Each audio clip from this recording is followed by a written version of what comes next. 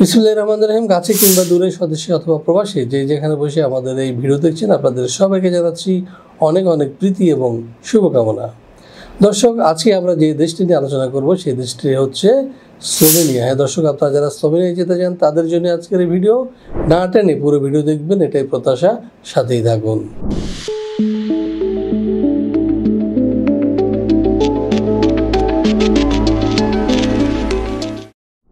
দর্শক, আমাদের চ্যানেলটি সাবস্ক্রাইব করে দেখতে থাকুন আজকের আলোচনা স্লোভেনিয়া নিয়ে। হ্যাঁ দর্শক, আপনারা নিশ্চয়ই জানেন যে স্লোভেনিয়া হচ্ছে যে ইউরোপের ধনী ছোট একটি দেশ, কিন্তু অনেক শান্তিপ্রিয় এবং সেখানে আপনার তেমন একটা জড়তা নেই, যেমন একটা ইতালি ফ্রান্সের মতো অত ভিড় নেই, এত কন্টেস্ট নেই। সেখানে সহজে চাকরি হচ্ছে, সহজে ভিসা হচ্ছে, সহজে টিআরসি কার্ড পাওয়া যাচ্ছে। তো এই জন্যে একটা আকর্ষণীয় কেন্দ্রবিন্দু হতে চলেছে এই স্লোভেনিয়া। শুরুতে চলুন জেনে আসি কেমন দেশ এই স্লোভেনিয়া। মধ্য ইউরোপের দেশ স্লোভেনিয়ার প্রাতিষ্ঠানিক নাম দ্য রিপাবলিক অব স্লোভেনিয়া।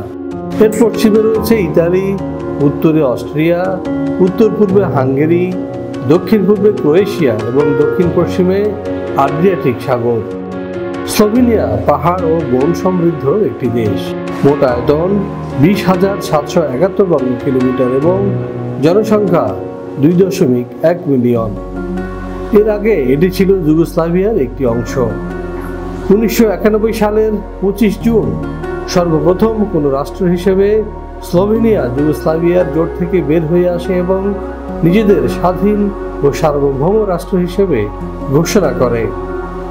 তাদের বেশিরভাগ স্লোভেনিজ জাতিভুক্ত। স্লোভেনিয়ার আবহাওয়া প্রধানত উপমহাদেশীয়। লুবলিয়ানা দেশটির রাজধানী ও সর্ববৃহৎ শহর। 2002 সালে জরিপ মতে স্লোভেনিয়া মুসলমানের সংখ্যা 47,824, যা মোট জনসংখ্যার শতকরা 2.4 ভাগ। হ্যাঁ দর্শক, আমরা দেখে আসলাম কেমন দেশ এই স্লোভেনিয়া। এবার আমরা যেটি জানবো সেটা হচ্ছে স্লোভেনিয়ায় কী ধরনের কাজ রয়েছে প্রবাসী শ্রমিকদের জন্য।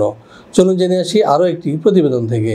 ইউরোপের সেনজেনভুক্ত দেশসমূহে যেতে চাইলে অনেকের কাছে প্রথম পছন্দ স্লোভেনিয়া, কেননা এখনও এখানে খুব বেশি বাইরের মানুষ নেই। স্লোভেনিয়ার ইমিগ্রেশন পলিসি দীর্ঘমেয়াদে যারা দেশটিতে বসবাস করতে চান তাদের জন্য আদর্শ। স্লোভেনিয়ার ভিসার সাথেই পাওয়া যায় 2 বছরের টিআরসি। সেই সঙ্গে যদি এই 5 বছর ফুল টাইম কাজ করার অভিজ্ঞতা থাকে তাহলে তিনি পাবেন স্লোভেনিয়ার পার্মানেন্ট রেসিডেন্ট কার্ড। স্লোভেনিয়ার বর্তমানে কাজের সুযোগ রয়েছে কনস্ট্রাকশন, ফ্যাক্টরি, অ্যাগ্রোওয়েজ ফ্যাক্টরি প্রভৃতি। হ্যাঁ দর্শক, আমরা দেখে আসলাম কোন কোন কাজ রয়েছে স্লোভেনিয়ায়। হ্যাঁ দর্শক, এবার আমরা যেটি জানবো সেটি হচ্ছে স্লোভেনিয়ায় আপনারা এই ধরনের কাজ করলে আপনাদের বেতন ভাতা কী হবে বা কত টাকা স্যালারি পাবেন বা কী কী সুযোগ সুবিধা রয়েছে। চলুন জেনে আসি আরও একটি প্রতিবেদন থেকে। এখানে যে কোনো কাজের ন্যূনতম বেতন 1,20,000 থেকে 1,30,000। বেশিরভাগ কোম্পানি থাকার ব্যবস্থা দিচ্ছে একেবারে ফ্রি। কোনো কোনো কোম্পানি দিচ্ছে ফুড অ্যালাউন্স। এছাড়াও পাওয়া যাবে স্লোভেনিয়ার শ্রম আইন অনুযায়ী সুযোগ সুবিধা। দর্শক, এবার আমরা যেটি জানবো সেটি হচ্ছে আপনার ডকুমেন্ট বা কাগজপত্রের কি প্রয়োজন হবে। চলুন জেনে আসি আরও একটি প্রতিবেদন থেকে। 18 থেকে 45 বছর বয়সী যে কোনো বাংলাদেশি নাগরিক যেতে পারবেন স্লোভেনিয়ায়, তবে তিনি হবেন অপরাধমুক্ত এবং সুস্বাস্থ্যের অধিকারী। স্লোভেনিয়ার ওয়ার্ক পারমিট ভিসা পেতে আপনার প্রয়োজন হবে ছবি, পাসপোর্ট, এনআইডি, জন্ম নিবন্ধন, শিক্ষাগত যোগ্যতা সনদ, কাজের অভিজ্ঞতা সনদ, সিভি অথবা বায়োডাটা। ইংরেজির পাশাপাশি যদি স্লোভাক ভাষা জানা থাকে তাহলে আপনার ভিসা ঠেকায় কে। দর্শক, আমরা দেখে আসলাম কী কী ডকুমেন্টস লাগবে স্লোভেনিয়া যেতে। এখন প্রশ্ন হচ্ছে খরচ কী হবে। দর্শক, এই বিষয়ে জানতে নিচে দেন নাম্বার ফোন দিন অথবা সরাসরি চলে আসুন।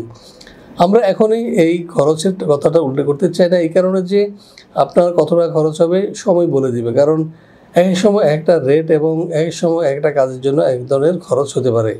তো দর্শক, আপনারা যদি সবিস্তারে জানতে চান তাহলে নিচে দেন নাম্বারে ফোন দিন অথবা সরাসরি চলে আসুন আমাদের অফিসে। আমাদের অফিসের ঠিকানা house 12, road 12, DAT project, Merul Badda, Dhaka. তো দর্শক, আপনাদের সবার সুস্বাস্থ্য এবং দীর্ঘায়ু কামনা করে এবং আপনাদের সবাইকে আমাদের চ্যানেলটি সাবস্ক্রাইব করার আমন্ত্রণ জানিয়ে শেষ করবো আজকের ভিডিও। ভালো থাকুন, সুস্থ থাকুন এবং নিরাপদে থাকুন। আল্লাহ হাফেজ।